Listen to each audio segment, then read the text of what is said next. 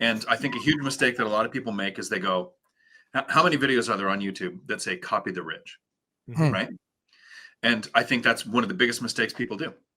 You take somebody like Elon Musk, or you take somebody like Bill Gates, and you think, okay, what do they do every day? I'm going to do that. You'd be homeless in a week. Great news, folks. I know when the housing market will start to heal itself. And we're going to talk about this because, again, we have this thing we call the 54-year spreadsheet. I spent some time reviewing it this morning, and I think the answers are in the 54-year spreadsheet. When is the housing market going to heal itself? Well, we're going to run through this with Dion and Matt. Let's welcome Matt to the show. You were first today. How you doing, buddy? I'm just doing super excited to be here on a Wednesday morning. Yeah, and you shared as you opened up, it's currently 22 degrees where you are, so that's cold. I'm surprised the internet works at 22 degrees. Honestly, you guys, you make it easy for me. This is horrible. It's horrible. Dion, how you doing, buddy? I'm doing great. Matt's temperature reminds me why real estate is local. Yeah, exactly. Well, real estate is local. Yeah. Live where you want, invest where the numbers make sense. You don't have to live there, young man. It's true. It's true. I tell you. So again, I want to talk about the housing market. One of the things that the three of us got right is we were going to have a housing crash. Unlike the doomers and crash bros who were talking price, the three of us got behind the idea that we would have a transaction crash. Without a doubt, we were right. They were wrong. I now, for the first time, feel good about articulating when the housing crash in transactions will be over. But let's just talk about transactions in price and all of that. We'll go to you first, Dion. That's something we all got right, correct? Yeah, I think one of our first videos with you and me that kind of went what I would call viral, like 30,000 views in the first week, was us admitting we were wrong and there's a crash. And then pointing out, we've been saying it's a crash in transactions and just saying, look, let's just call it a crash. It's how many deals are happening, not in the price. And I still think it's that way, even though one of us is calling for medium home price to come down a little. I don't see it. I still don't see it. I still don't see it for a couple of years. We've got too many people trapped with 28 years left, maybe 27 years left now on those sub 3% interest rate, 30-year fixed rate debt problem. And I don't see that changing until we're probably maybe 5 years into that, where people will start looking at number of years left on the loan might make sense to refinance. Yeah, we just need life events to pile up. You know, because again, I think Lance Lambert, you know, he and I talked, we were in New York together at Resi Day. Shout out Lance. He's a perfect example, right? He and his wife bought a brand new home, have a sub 3% mortgage, bought a home that was right for the family at the time. But you know what? Life happened. They had another kid. He would love to get a home with another bedroom, but he can't fathom going from let's call it a 3 to a 7. And he's not even sure he'd qualify. Right. It's a lot easier to qualify at 3 than 7. Right. So again, you know, what do? Well, babies are small. You get a crib. That's going to probably hold them for a couple of years. Then what do? Then you get bunk beds. Right. So you're probably 4 or 5 years before they get to be the size where they're rambunctious enough, when it gets loud enough where you know, like, okay, let's separate them. So you're absolutely right. It takes stacking of events. So Matt, you and I have been big on this transaction crash, and it was, I mean, you can't argue the fact we're below 4 million. We were over 6. But again, I have good news. I know when it's going to fix itself. But let's talk about being right for a minute. Take your victory lap. If I took a victory lap every time I should take a victory lap, I wouldn't be the size that I am, you know. But I'd be running marathons like Zoob over there. But I think, you know, I mean, hey, it is what it is. That's what happened. You know, we know that stuff moves slowly. We knew that rates were moving higher. We knew that every single time, you know, like Dion likes to say, you know, every time Matt insults somebody, you know, an angel gets its wings. I mean, there's so many different variations of that. But really, truly, what we're looking at from a market perspective is that every single time that interest rate goes up a point, you take another 30%, 25% of the market out of the market. And so we've realized and identified, we know what the real new number is. And it's basically, you pick up some momentum under 6 and you become a world beater at 5. you know. So at 5, this market goes nuts again, and price depreciation, if we're going to see that, it stops. I mean, I've seen the slowness of the market with first it was the election, and now since the election and kind of running up to the election, rates were going higher. Yeah. Right. And so now we're back in the low 7s. New houses can be bought down into the low 5s. But now there's more certainty about the economy. So I would guess that they're probably picking back up again. I would suspect that the existing home market is not picking back up again because we're not buying down rates into the 5s. And so we're now at 7.25. And what's the number of houses, number of median homes available versus number of new homes available? Well, that's where all of these things, kind of intersect, and everything has dependency. Yeah. All right. So let's get to what I uncovered. So again, the great news is we've been giving away the 54-year spreadsheet. Just go to onerentalatatime.com, download it. It's free. There's all kinds of economic data. Go to the last tab. We source all the data from Fred and all of that. All the links there. Go check it yourself. There's nothing hidden. Go recreate the spreadsheet yourself. If you're a total nerd, go nuts. But here's the deal. I've been asked so many times by real estate agents, real estate brokers, when does the market get better for us? Right. They're a community that is really hurt the most by transaction crash, which we got right. And more of them are like, they're at their wits' end, right? It's tough. It's tough. So I've been spending a lot of time, and I finally came to the answer this morning. And again, I think the answer is in the spreadsheet. So again, if you haven't got the spreadsheet, go download it. And here we go. So if we go back and look at the cycle peak, it was 1978. We did roughly 4 million existing home sales. And if you don't know what happened in 1978, we went basically on a 4 or 5 year rate increase cycle. Transactions by 1982 were down 50%. We went from 4 million to under 2 million. So I think there's answers in that. So again, we went on the fastest rate increase cycle on record. Our peak in 2021 was 6.1 million. 6.1 million. Again, last time the cycle was 4 years. So I do think the cycle bottom will be 2025. So depending if you're a glass half full, glass half empty, 2025 will be the cycle low based on history for housing transactions. I think we're going to end of the calendar year. Yeah, during the calendar year. Yeah. So the numbers will be something like this. In 2024, we will tick lower. I think 2023 we did 4.1. We're going to go below 4. We'll probably do 3.9, 3.95, something sub 4 in 2024. And if 2025 is going to be the cycle low, I do think it'll be kind of like 3.6, 3.7 million. Yep. So down another 10%. Yeah. Roughly, right. But then good news. Again, if you go back and look at the 54-year spreadsheet, 1983, rates were still 16%. I think they were 13%. In 1983. That's that. So they were 13% coming down from 16%. What happened? Well, we had our first pop. We had that spring, right? Because what happens when rates are high? Demand is just pushed down like a spring.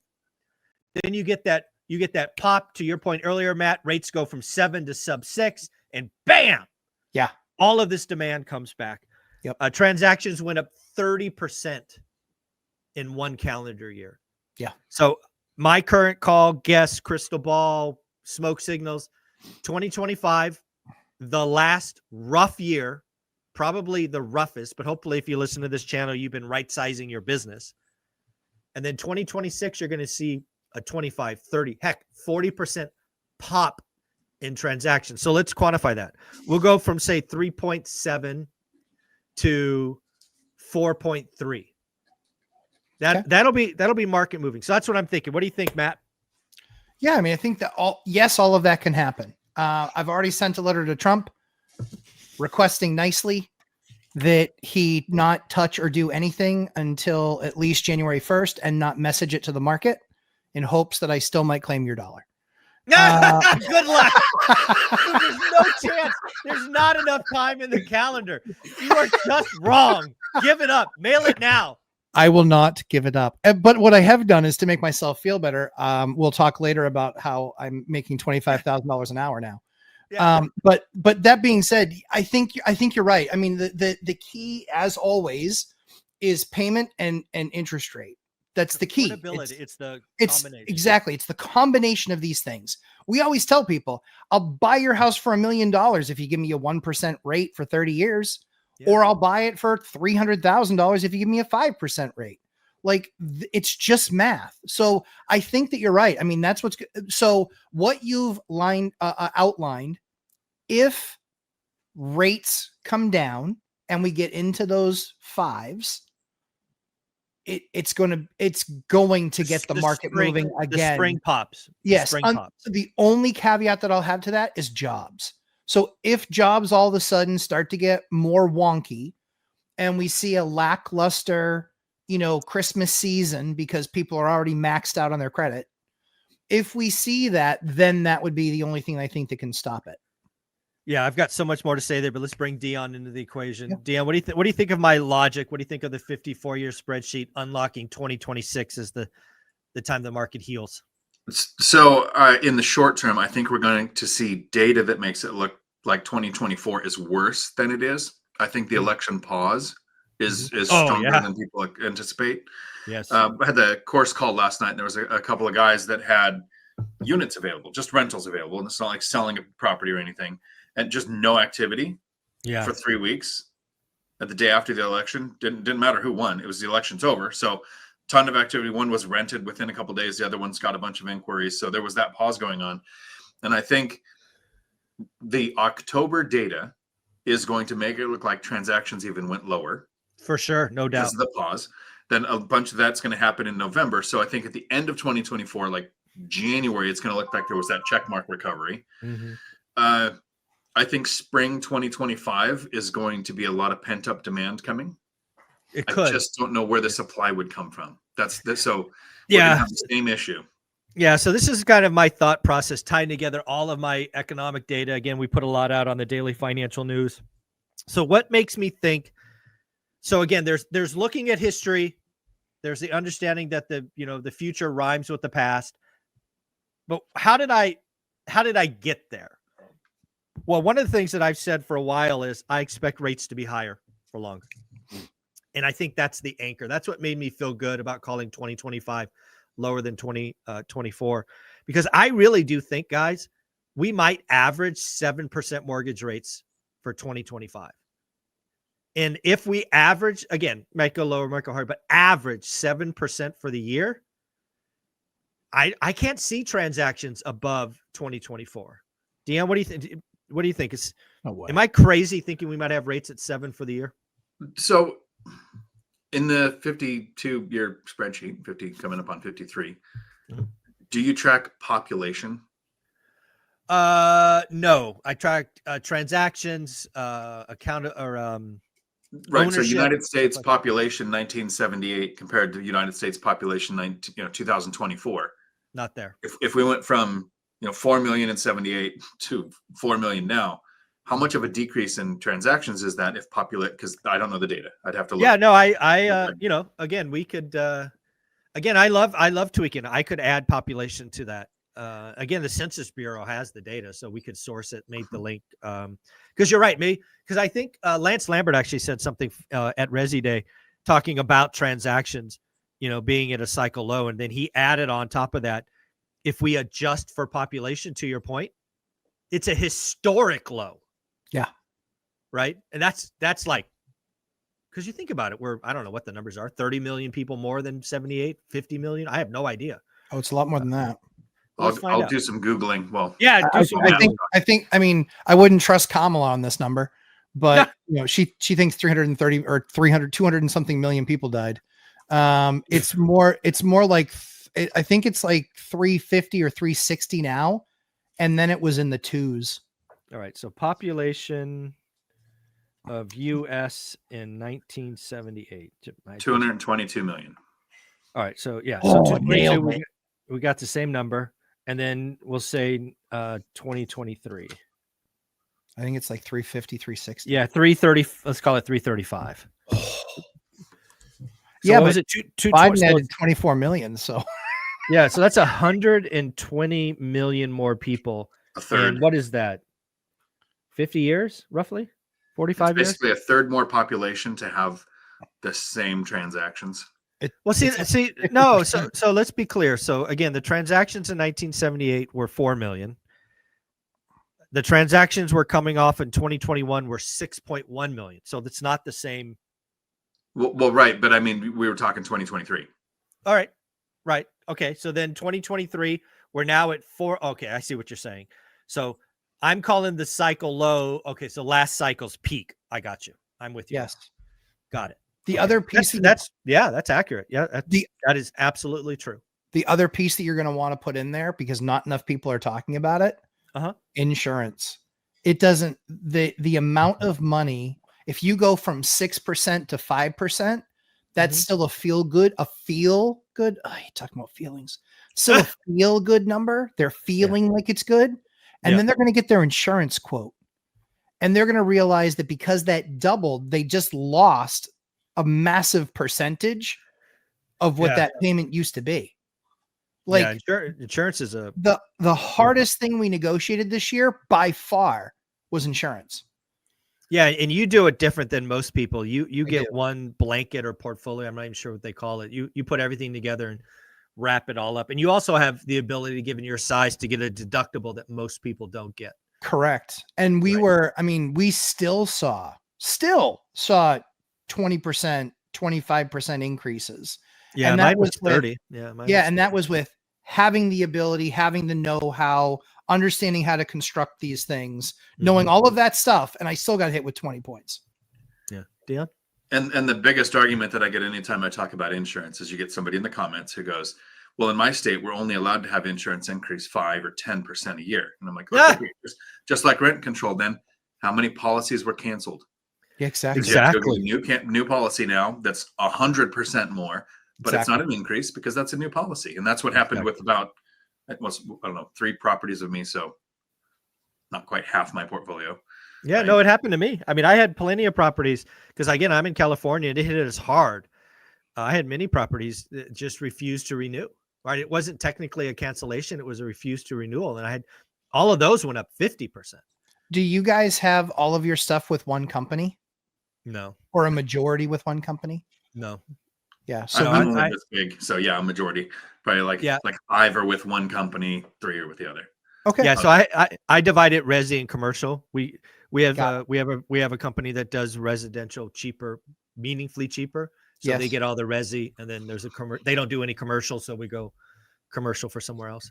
The only thing I would do, Mike, is I would just add one player in each of those spaces for you. That's the same thing that I've done. So we've got 2 commercial and 2 resi, and we're constantly playing the 2 against each other. And most importantly, they're number 1 and number 2 providers in the market. Yeah. So we just let them know, like, we literally will say to them in the email, no problem. We're happy to bring this over to Andover. We get a call within 9 seconds from the rep.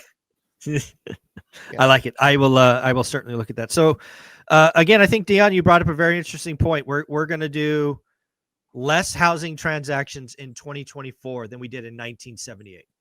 That is eye-opening and frankly something I missed. I still think we're going to do even less in 2025. But and again, because again, I think in 2025, we're going to have rates averaging 7. Again, maybe the end of the year is lower than the beginning, whatever. But I think inflation expectations are taking off. I think the Fed's going to have a higher neutral rate. I think there's thoughts that some policies will be inflationary, which will cause the Fed to slow down and kind of wait and see, which means that 2025 will be a hard year for any business that relies on debt. The good news is it's the last hard year. If we repeat history, 2026 will be, again, 2026 will feel amazing. Yeah. Because it'll be a 30% pop from 2025. But if you look at the big scheme of things, we're going to go from 3.7 to 4.3. And then again, if we repeat history, the the march from 4.3 back to 6.1, which is the cycle peak, will take years. But again, 2026 will feel, again, somebody's been starving for 5 years and then you go to a buffet, you're going to gorge yourself. So I think 2026 will feel amazing. What do you think, Matt? Yes, it's going to eat till you hurt. But exactly. So the Elon, I watched a lot of his interviews running up to the election, watched a lot of his, some Trumps, some of the other guys that were talked about being, potentially appointees of his. Sure. And without exception, every single one of them said in the near term, there's going to need to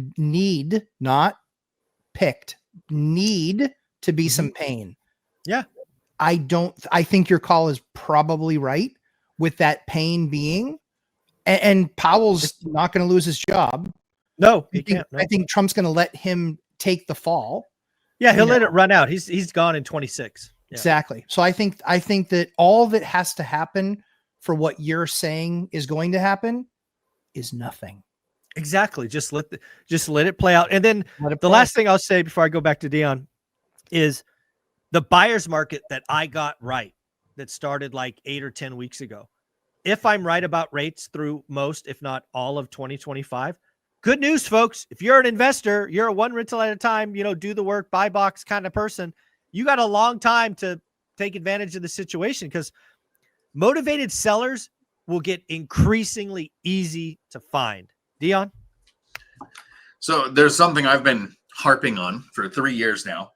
Every time somebody talks about affordability indexes, I talk about a major flaw that I see. I think nobody has the data on the income people are making now that remote work is close to half of the people have the option, right? 56% of people are required to work in the office based on the last study, meaning 44% can work remotely, at least part-time. So my Goldilocks zone of where I invest kind of expanded out a little bit more commuting. So rents pushed up, but property prices didn't. I think 2025 stays kind of the same, but by 2026, which will make more transactions happen, I think we'll have enough of the companies like Tesla and Starbucks and Amazon that said, okay, everybody back to the office. But people realized, oh, that's getting a lot of press, but it's a very small percentage of the actual workforce.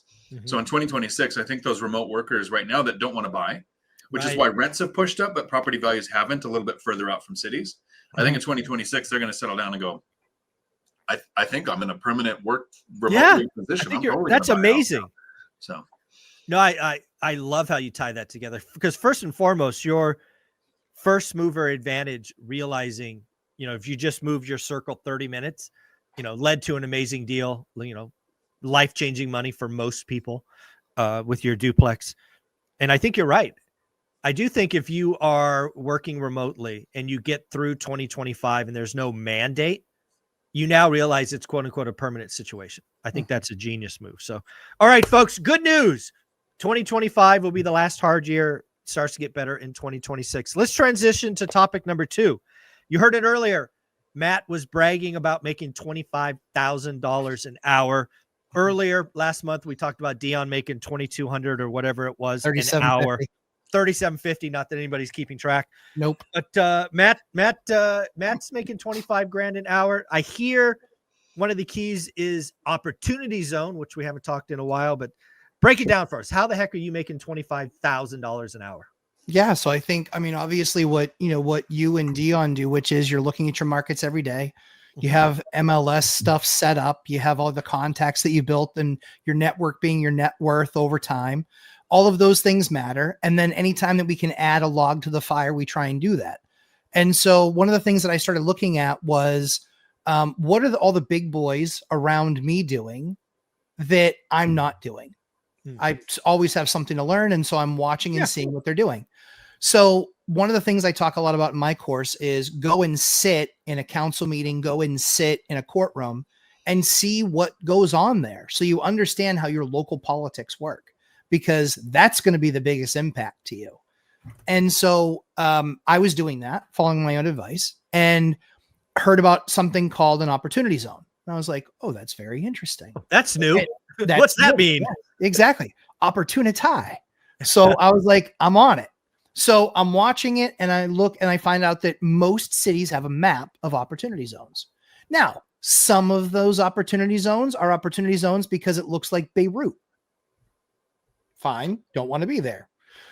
However, there's a number of them that have been opportunity zones for a decade or for 15 years. And now it's 70, 80% the neighborhood's gone through. And all these other developers have done all the heavy lifting. So I had found one of those things. I valued those properties more. So I had kind of my own separate, every single time a property would come in, I'd look it up and say, is it in the opportunity zone? And so the jail that I bought is in an opportunity zone. Now, I always believe that you give and do before you ask, because I think that you always want to show that you deserve to be trusted, that you are invested before you start asking for things. And so this was a very simple process. It was not difficult at all. I had bought something in an opportunity zone. I knew that it had the ability to get 3, 5, or 7 years worth of tax rebates. And basically what they do is they fix the price. It's kind of like Prop 13 in California, where when you buy the property, your taxes are stuck in place at what you bought it for. It's not like that in most places in the country. Correct. And that's why California has to keep raising their taxes every year on income. And so the cool thing is that when you find and identify those places, it takes no extra effort to look at them, no extra effort to work them. It's fairly straightforward. So we bought the building. We didn't go right in and ask for that because we didn't want it to kick off right away because we were still within that same tax year. Right. So we didn't want it to kick off right away, but we wanted them to see that our plan had been approved by the city council. The permits had been approved. All of that was part of the normal project. Where the value came in and the extra 5 hours worth of work was, okay, now we've done some things. Now we can ask for that opportunity zone rebate. So let me kind of summarize. Please. You bought a distressed asset. Yes. Fair. Yeah, sure. Yeah. So unused city property. Yeah. Yeah. It was distressed in the right location, right? There's a map. Every city, or at least most cities, have an opportunity zone. You can say, hey, is it in the map? Yes or no. It's very much black and white. And it can be small cities too. This is only a city of 10,000 people. So it's not a city of 150,000. It's just 10,000 people. Yeah. Every city has them. Yeah. And what you did, which might be very different than most operators, is you went in and started attacking the remodel, right? You got the plans, you got this, you got that. You turned an unfunctioning asset into a functioning asset. And then you go back to the folks and say, hey, oh, by the way, opportunity zone, look at the asset. These are what we did. And that's your 5 hours in a cancel meeting. Is that kind of fair? Yeah, basically it was. So it's not even close to functioning yet. We've just proven to the town or to the city that we're doing the work. Right. You got the, how far? Like, are you 30% in, 50% in? No, I'd say we're probably between 20 and 30%. I'd say. So it's enough to eye to see there's changes going on. Yes. Yep. That's the key. We've pulled other permits. So we've pulled a permit for the sprinkler system. We've pulled a permit for the framing and resheeting. We pulled a plumbing permit. We pulled an electrical permit. Now, none of that work, or very little of that work, is done overall. Like I said, about 20-25%. However, all those permits have been pulled and they've been seeing steady progress being made there. And so that's not anything that I'm doing. That's just because all of those companies are the ones that had to pull the permits, not me. They're the ones that had to fill out the reports, not me. So the only time that I had into this was essentially knowing that it was an opportunity zone, knowing that we eventually could pull that cord, and pulling that cord consisted of creating an argument for what that is. And here's the really cool thing, ChatGPT cheaters out there. I created my document in the outline from ChatGPT, and then I just filled in some of the particulars. Right. But in filling in some of those particulars, it was 1 2-page document at the city that I was able to print offline, fill it out, accompany it with the document that I made. And I'm a really slow typer, so it could have been less than 5 hours, but because I'm such a slow typer, it was 5 hours. But put that together per the recommendation of ChatGPT and what the city looks for, send it in. I get their preliminary approval saying, yes, this can be heard at a city council meeting. And then I was at the city council meeting last night for an hour and it was approved. There you go. So Dion, all I could say is, first off, Matt is amazing. That's why the three of us, he's on the ground, running the plays, dealing with all of this. I at least look at that going, too much work, too hard. I don't have the knowledge. Don't want the knowledge. Final number. We'll get there in a minute. But Dion, what do you think of all that work? Is that something you want to start tackling? So I want to start with first, not for the video and not for anybody watching. Matt, I consider you a close friend, right? We live far across the country, but we text all the time. I reach out to you for advice. I seriously care about you, right? Yes. Okay. So I don't want it to seem like an attack. It's totally fine. Okay. I knew before I said anything I was wrong. You are standing on the edge of a cliff. Mm-hmm. You're right on the edge of a cliff that you could fall off of this cliff of work. And I think a huge mistake that a lot of people make is they go, how many videos are there on YouTube that say copy the rich? Mm-hmm. Right? And I think that's one of the biggest mistakes people do. You take somebody like Elon Musk, or you take somebody like Bill Gates, and you think, okay, what do they do every day? I'm going to do that. You'd be homeless in a week. Sure. Everybody that doesn't have the assets to support let me go support my teams and think of things for my companies to do to make money would be homeless in a week. And you use the term, I looked around me for what are some of the big boys doing. Mm-hmm. That's the term you use, the big boys. What are they doing? Yep. You reached financial freedom, which you've intimated to us that you reached financial freedom so you can spend time with your kids. You can be around to watch them, be in their sports, take them to school, be a part of their life as they're young.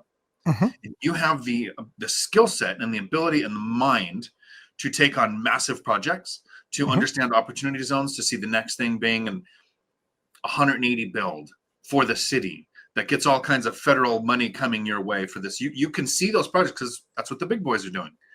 And you're going to miss out on these 10 years that you'll never get back while your kids are between 2 and 12. And I know you shake your head, but it's because you're on the cliff. You can still see it. You're still taking your kids to school. You're still spending time with them. Mm-hmm. But you can see the next project that turns you into, because you haven't, and we talked about this a little bit earlier, you haven't flipped the switch yet of what is enough. Mm-hmm. Right. You're making $100 and something thousand an hour by going and taking advantage of the opportunity zone. Sure, it's a byproduct for something you did well. Take advantage of it, like taxes. We don't make decisions based on taxes. We don't let that tail wag the dog. We benefit from the tax benefits that happen from the things we were going to do anyways. So I'm just saying, as a friend, we're watching. Be careful. And I'm gonna jump in when you start doing things that will make a ton of money. Will sound like a great deal. But it's going to dominate your life. Yeah, so I agree. I think the key to this is, and the reason any strategy that I'm looking at is going to be a high reward, low risk, low effort. I'm taking a page out of the lazy book. Now I can't be comatose, Dion. I have to still do something because my kids things that don't make money. Oh, I do. I absolutely do stuff that doesn't make money. And it's I mean, I collect baseball cards and Pokemon cards, and that's fun. And it's not to make money. People were like, you overpaid. And I was like, dude, I don't give a flying flip. I paid $3 instead of $2. Oh no. Yeah. My word, my life is over. So yeah. So I do a lot of fun stuff. When my kids are at school, I'm actually either usually playing with Abigail or my youngest, my 1-year-old, or I'm playing with my baseball cards, and I love it. And it's been a lot of fun. And I've missed it a lot. But again, it's not to make money, but I think I think that there's that happy medium, which is you can't do it exactly like Elon year 20 or Bill Gates year 20. Cause then I agree with you. Then you die, then you die. Everything that they're doing is completely impractical. But I think that there's steps that it took to get to where they are. And I'm totally cool not going 100 steps, but I'm totally cool going 20 or 25 and saying, nope, this is kind of good enough for me, because by only making these two tiny, small changes, I get access to $175,000 of tax relief. And I was going to buy a property anyway. It just mattered more where I bought it. Like you could have bought anywhere you wanted to, but you bought in the place that you were like, I'd like to live here and also get the greatest return. So I think that the two don't have to be mutually exclusive. I don't think you have to be comatose and also leave No, a bunch of money on the table. And that's where I think that you've won, is that you're driving 18 grand a month in profit, 20 grand a month in profit. And you play video games when you want, you sleep when you want, sometime, most often when I text you, you're like, hey, sorry, I was sleeping. And that's a good thing. But I think for me, it's, if I can do things that are minimal effort, like if it to this point, if it were 100 hours worth of work and federal meetings and state meetings and county meetings, I wouldn't have done it. It was only because it was so attainable that I did it. Well, here's an image I've said and I play with, and I think actually plays here. So again, I've talked about all of us, everyone that watches this channel, frankly, is on a mountain climbing their financial freedom number, right? Wherever that is. I was very clear with folks in 2018. I chose to sit down, right? And enjoy the view. What I think you're doing, Matt, is you've certainly slowed down. You're no longer running the hill. No. But you're still choosing. Again, we all have this choice. Back to Dion's point, you won the game, stop playing. But you're like, I'm still going to tinker. I'm still going to move. We talked off air. All right, you're going to be 50 in 3 or 4 years. In 3 years, yeah.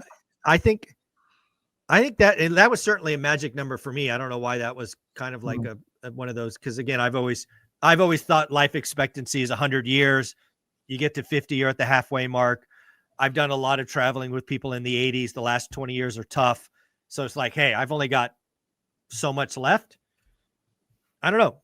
You're not sitting down, I guess, is my point in this. And I clearly am, although I reserve the right to stand up at any moment and go higher. I think Dion is sat down as well, but yeah, no, that's my kind of image. Dion, can I break your brain, Zoob? Yeah, of course. Somebody gives you 3% debt. Mm-hmm. You've got a nice little war chest now. Yep. You doing nothing? Maybe. I mean, so the only thing that would get me up, I mean, because again, I'm operating it like, because you've talked about trading in a bunch of single families. I was gonna go there. I was going to go there. Yeah. So I have the same skill I had 5 years ago. There's no question. Yeah. There's no question. I am not using it. I am operating at, a very low RPM, but I know I can drop the hammer at any point. Absolutely. I've been very clear. The one thing that would get me off the sidelines and go hard. Yep. Is if we have 18 months of more appreciation in entry-level housing. So if you take all my intro-level housing and you slap 15, 20, 25% equity on that. Yep. That's going to be unhealthy. And that's going to be like 4 or 5 years is going to be a problem. I will absolutely jump back in the game, sell all of them, gone. Every one of them. Everyone. And I will 1031 probably more than half of them. Yep. Into commercial properties. Yep.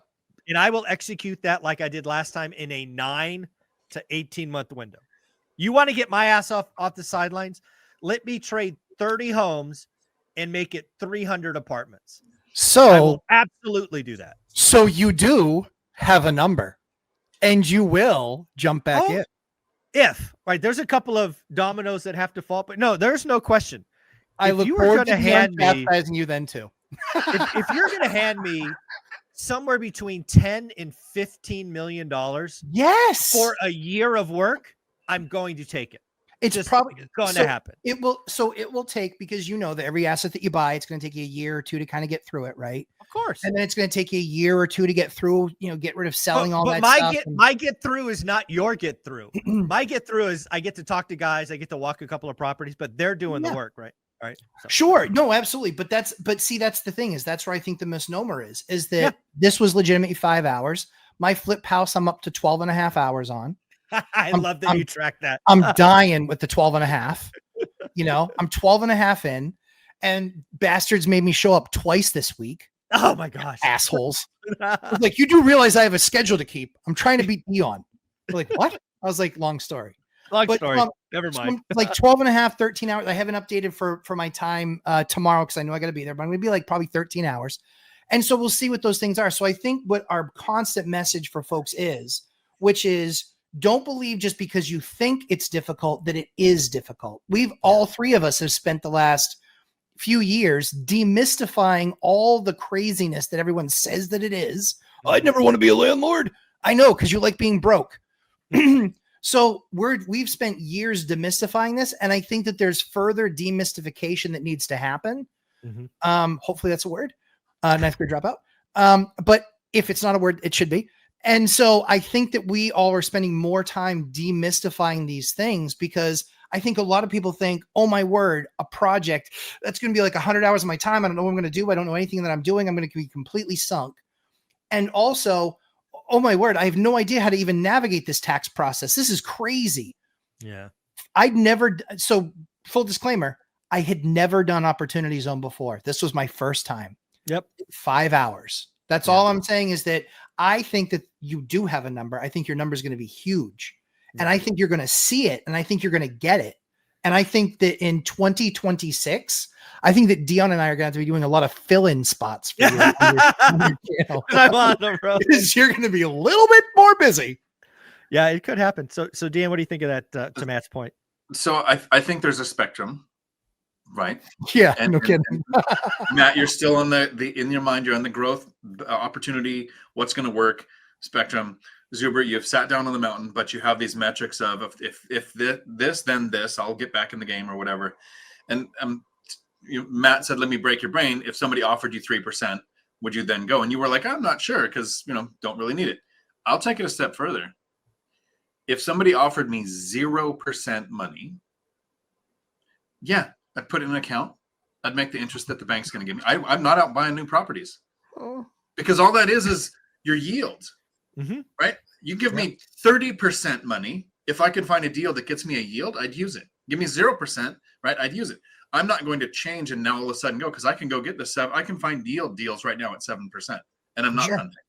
So if I had 0% money, I still wouldn't be hunting.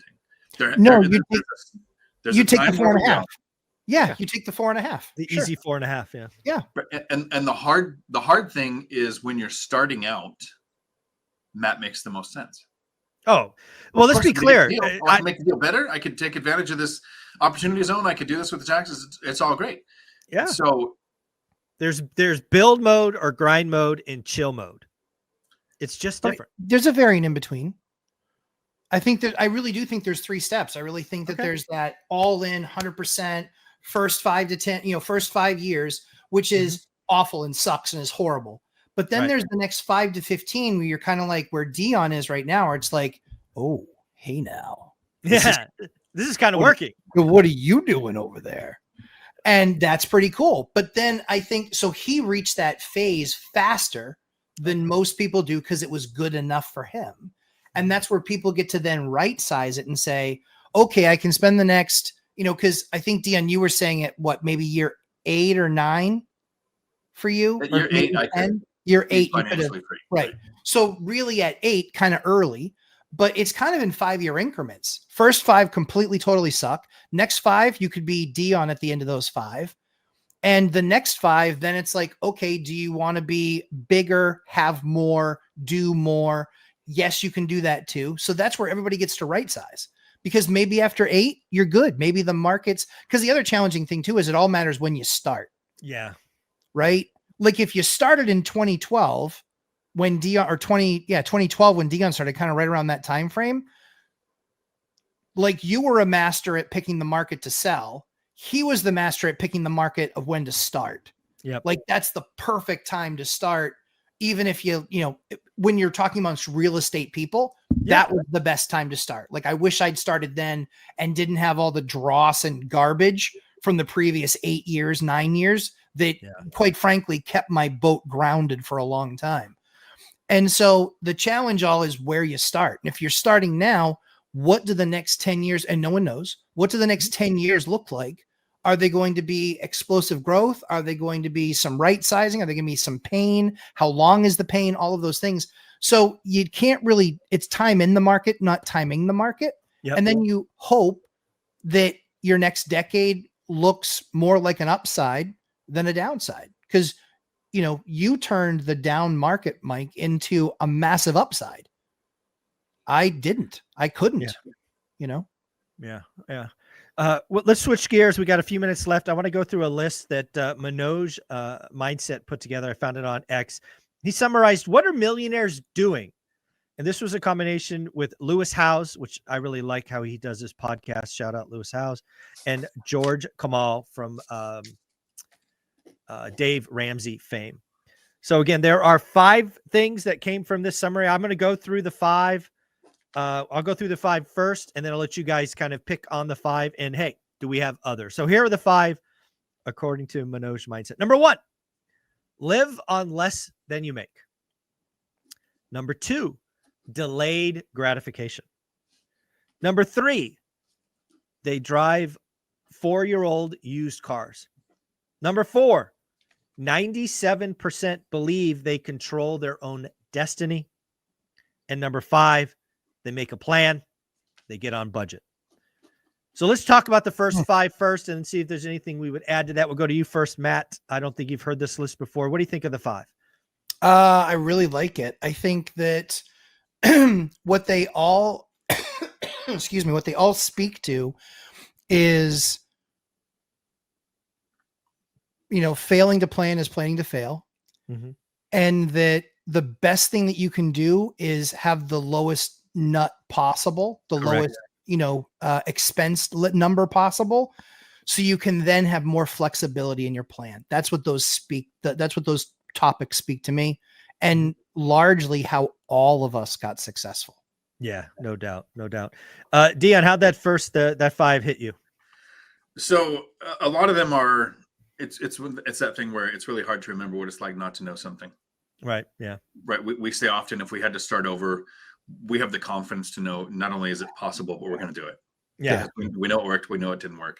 It'd probably improve our timeline and improve our outcome, but we can do something very similar. The 4-year-old car thing, I think it makes sense because we understand depreciation. Yeah. Drive off the lot. I mean, it feels good to get that brand new car, but you're just throwing away money.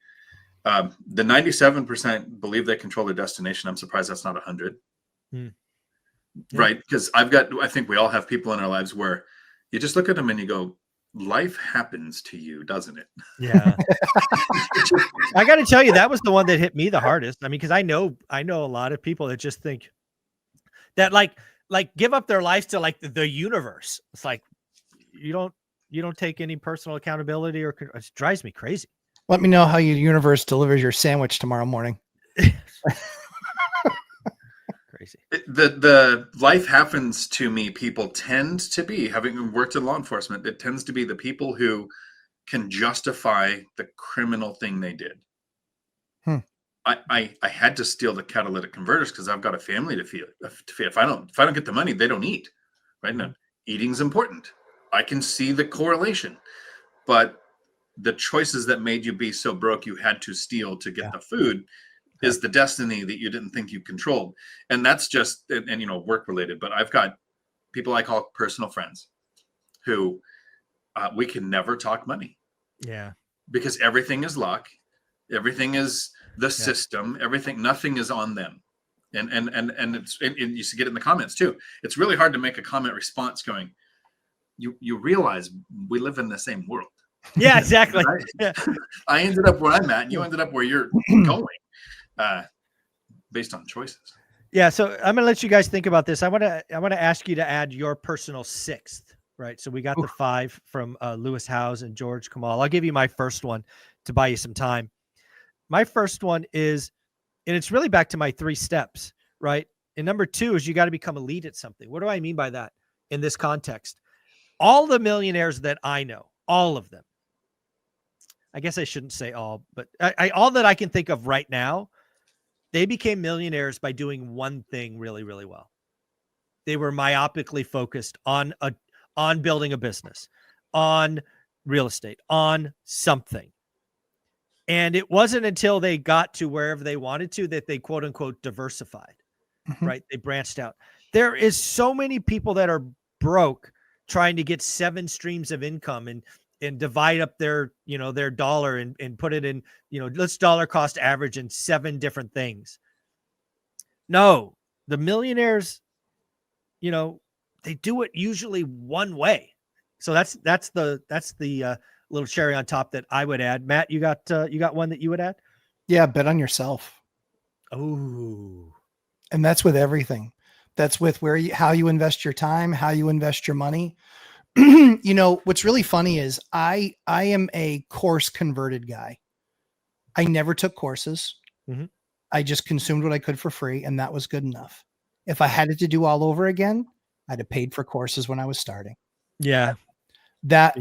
I'm completely converted because I see now in my students' eyes and in their results how much, and I'm like broken because there's one part of me that's like joyous. I'm like, that is awesome. That is absolutely stinking awesome. And then I'm sitting there going, mother of pearl, I cannot believe that they did that in like 15 months. It took me 6 years to get there. You know, and so to be able to think about that, and that is the biggest mistake that I made, was I should have paid for more knowledge earlier on. It just would have shortened it. And that's it, right? You know, if that was out there, right? If we could find each other in 2005 or 2006, like, you guys would hate me even more. Yeah. But I'd be told I was wrong that many more times, and you wouldn't be wrong. But we would all be that much better at the game and be that much further ahead. Like, you know, we could all have double or triple the income that we have with much, much less work. Yeah, there's no doubt. Deon, let's get your final one as we wrap up this wonderful hour. So I think, to me, this is what would make the list important or not important. And it's a question most people have never asked themselves. What's more important to you? Time or money? And there are, because this is what do most millionaires do, right? I know a ton of millionaires I would not trade lives with. Yeah, me too. I wouldn't want their agreed. work schedule, their skill set, their jobs that they're doing, the stress of their life to have that money, versus I know some people who have assets that generate enough money for them to have the time freedom. And it tends to be they end up being millionaires because they got the time freedom through owning assets. Assets benefit from inflation. Inflation's made them millionaires. So have you asked yourself that question? What matters more, time or money? Because if it's money, there's a lot of ways to make money. There's a lot of careers you can get into that make a lot of money. That's right. But would you have any of your own time? Yeah, I love that. Again, you can follow Deon at Deon Talk Financial Freedom, and of course, the Lumberjack at the Lumberjack Landlord. Guys, you're amazing. Thank you for giving the audience your hour. I appreciate you. We'll talk next week. Thanks, Mike.